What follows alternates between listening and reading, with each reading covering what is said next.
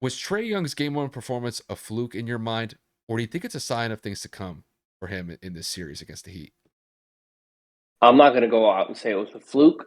I'm going to definitely say that they need to pay attention to this and they need to understand that Miami is a physical and very defensive team when, in the right mindset and when they're kind of like all locked in. I mean, we all know that Jimmy Butler is one of the better on-ball defenders. We all know that PJ Tucker is one of the more physical players. We all know that Bam Adebayo on a switch can guard 1 through 5. He's a very versatile defender. So, I mean, you name it, they have a list of great on-ball defenders that are going to make life a living hell. And if they double Trae, if they blitz him off the top of the screen, then he is a little bit on the undersized part too, which is another reason why he had 6 turnovers, 0 of 7 from the three. I mean, 1 of 12 from the field. They just made his life a living hell, and they got really, really physical with him really quick. And Jimmy Butler kind of had him on. I don't know if Jimmy had stole it or was a tip, and then they got kind of tangled up, and him and Jimmy kind of got into that physical altercation where they had like that, almost like a headbutt.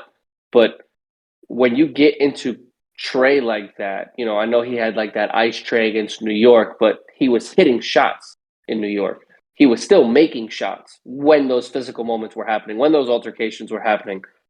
You're not backing up that emotion with performance. You're not backing up that confidence with performance.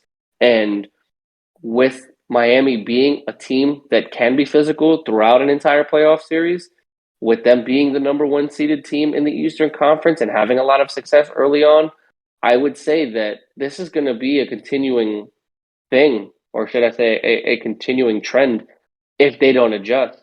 And I mean, for goodness sakes, for Danilo Gallinari to lead this team in total points with 17, and he shot horrible. He shot 5 of 12 from the field. Again, actually, now that I do the math, it's not horrible, just under 50%. But if he's your leading scorer, that's not a good look. John Collins, 21 minutes. What are you doing? 10 points? That's it? You got me 4 boards? They had 18 total turnovers as a team. They had 19 fouls. They were just unable to get a single thing going. I mean, the biggest thing I'm looking at here, 38% as a team they shot from the field, 27% from the 3 point line. They were just chucking up shots. They were unable to get into a rhythm. Miami bullied them from beginning to end.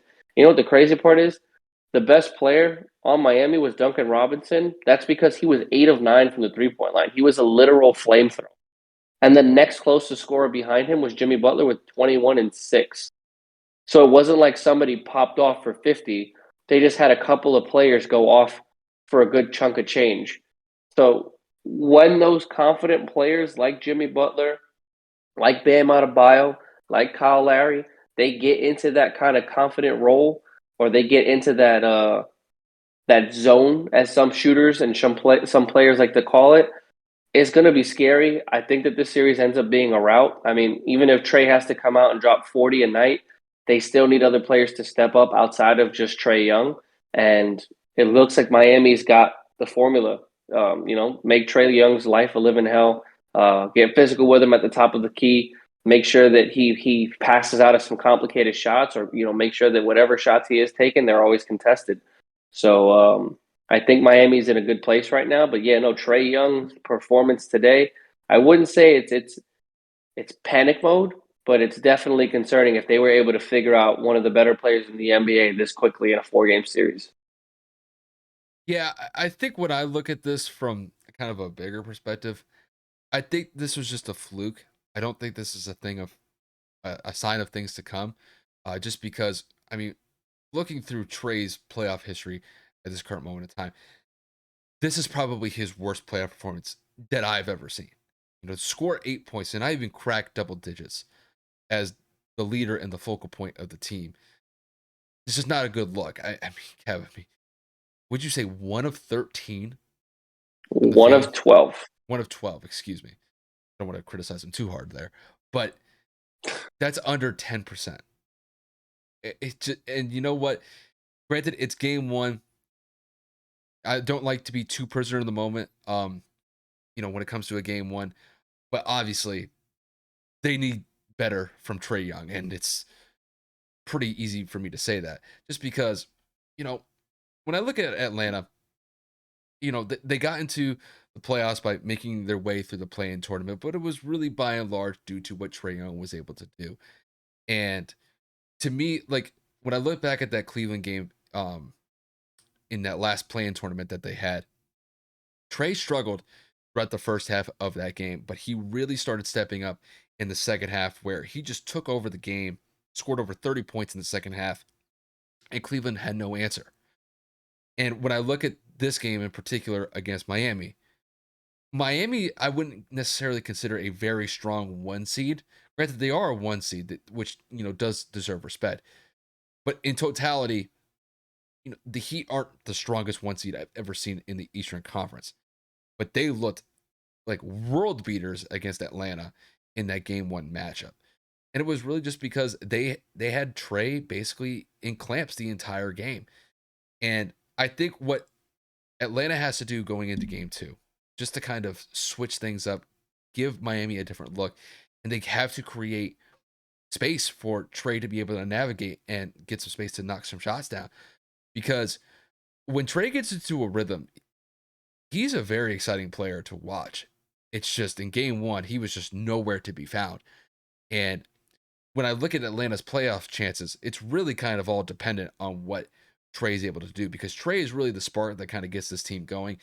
And then usually you'll see some role players step up, like Donovich could get hot if Trae's knocking down shot, opens up the floor for everybody else. I had to see what happens with John Collins because John Collins is coming back from an injury, so he's still a little bit rusty. I need Danilo Gallinari to step up a little bit more. Kevin Herter has to knock down more shots when he gets open looks. But just in this game one, just the Hawks had no answers. I mean, for God's sakes, the first three quarters as a team, they scored 60 points. You're not going to win basketball games like that, especially when you're on the road playing a one-seeded team like the Miami Heat. So overall, they got some work to do. Trae Young definitely is going to have to play better if Atlanta has any sort of shot to make this series competitive with Miami.